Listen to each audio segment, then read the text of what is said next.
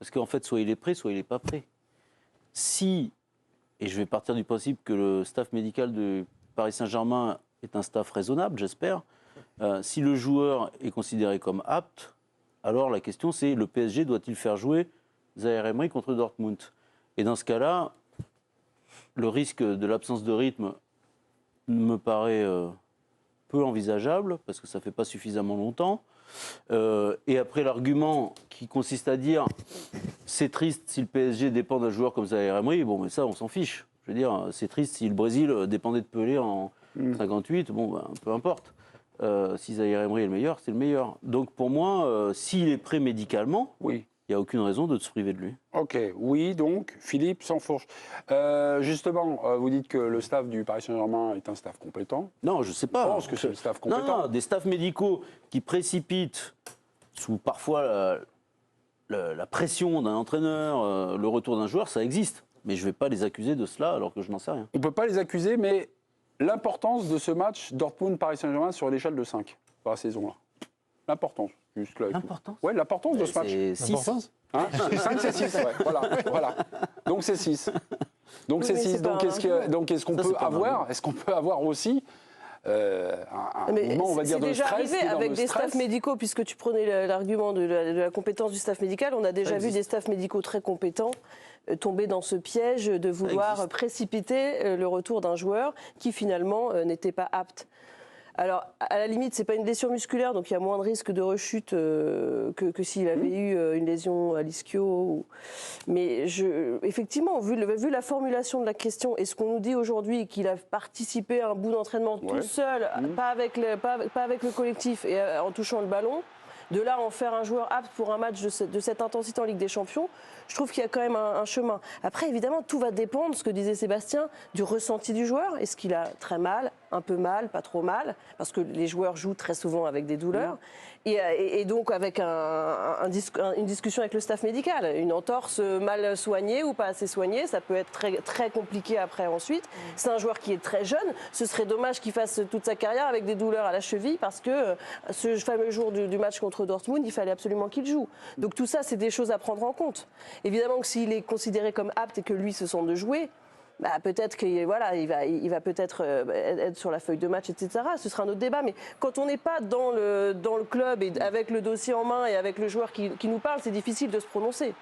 Soit il est apte et il y va, mais prendre un risque sur sa santé à lui et prendre un risque pour précipiter un retour alors qu'on considère qu'il y a une prise de risque, qui doit toujours y avoir. Mais là, un joueur de 17 ans avec une... Voilà, et moi je pense qu'il ne faut pas trop risquer de choses. C'est sa première blessure. Je suis allé sur le site Transfermarkt qui fait un petit peu de blessure. Alors, c'est sa première, on va dire, grande saison chez les pros. Le joueur a 17 ans, il enchaîne les matchs. Est-ce que là, il y a aussi, sur cette pathologie, bon, c'est pas très grave, c'est une entorse, voilà, ça peut arriver. Est-ce qu'il y a un principe de précaution? Voilà. Non, mais le gars a 17 ans. Kylian Mbappé, il avait été blessé en finale de Coupe de France sur un tacle de Loïc Perrin. Et c'était assez sérieux. Et il s'en est ressenti des douleurs pendant de très longs mois. Jusqu'à la Coupe du Monde, je crois, de 2022, où il avait été un petit peu inquiété avant un match. Le coup du strap. Oui. Voilà. Mais il a eu mal, il a joué une quantité de matchs considérable avec cette douleur. C'est pas souhaitable, évidemment. Mais c'est des choses qui arrivent tout le temps dans le football de haut niveau, malheureusement. C'est aussi donc il y a des staffs compétents, mais il y a aussi l'urgence. Il y a l'urgence des calendriers. C'est complexe. Des fois, ils ont pas mal la veille du match, et puis ça se réveille en match. C'est complexe, la douleur. Lorsque vous nous dites aussi, et le contexte de sa blessure, c'était contre Saint-Etienne, c'était après la reprise du Covid, il y avait le tournoi du Final 8 qui était déterminant. Donc, il y a eu des choses, enfin il y a eu un calendrier, des échéances avec des matchs, avec des échelles de 1 sur 5 qui étaient de 6, comme vous dites. Vous avez raison. En fait, dans le sport de haut niveau, les sportifs ne sont pas raisonnables, 9 fois sur 10. Mais oui. Et les staffs sont rarement raisonnables parce qu'ils ne pensent pas à 3 ans, ils pensent à une échéance de 3 matchs. Donc, voir un seul match. C'est là que l'entourage aussi de Zaïre Emery, c'est là que l'entourage aussi peut être important parce que effectivement, peut-être que le staff peut considérer qu'il peut jouer parce que Zaïre Emery dit qu'il a des bonnes sensations, mais peut-être que son entourage aussi est là pour lui dire de prendre son temps et de ne pas se précipiter. Moi, je pense que c'est peut-être précipité parce qu'on nous annonce janvier. Il y a quasiment un mois d'avance sur le moment où il devait récupérer. Donc, tant mieux si c'est un super joueur qui a des qualités physiques qui font qu'il est déjà apte à rejouer un match de cette intensité. Moi, je suis assez d'accord. Pour le coup, l'intensité, ça n'a aucune importance. Soit il a mal, soit il a pas mal. Oui, si, ça a de l'importance parce que peut-être que tu peux avoir mal sur un match. Tu peux être à Montpellier et te faire massacrer par un tac. Peut-être, mais après... Là, juste, j'avais Nicolas, le maître des horloges, vous dites, ça fait 19 jours qu'il s'est blessé. 19 jours, c'est peu ou c'est long? Par rapport à ce qui avait été annoncé initialement, c'est quand même, pour l'instant, court. Oui, c'est court. Et puis, ce sera un match de Ligue des Champions avec... Même une intensité. J'ai appris ça depuis que je fréquente assidûment Damien Degore. Il nous dit que parfois au Paris Saint-Germain, c'est arrivé par le passé, je ne sais pas si c'est toujours le cas, mais il y a une sorte de compétition. On annonce un diagnostic, on annonce une durée d'indisponibilité, et puis après à l'intérieur même du club, il y a une sorte de compétition à travers les kinés, à travers les médecins, en disant le staff a changé, le staff médical a changé récemment. Oui, mais avec moi, t'inquiète pas. Avec moi, ça va être plus court. Avec moi, voilà, il y a eu ça par le passé. Je ne sais pas si c'est... Marquinhos également, donc lui blessé, incertain pour Dortmund. Avez-vous des nouvelles à nous communiquer, Romain? Plutôt des bonnes nouvelles pour le défenseur central du Paris Saint-Germain, le Brésilien. Justement, il s'était blessé une lésion aux ischio-jambiers avec le Brésil, plutôt lors de la trêve internationale, il y a un petit peu plus de 2 semaines.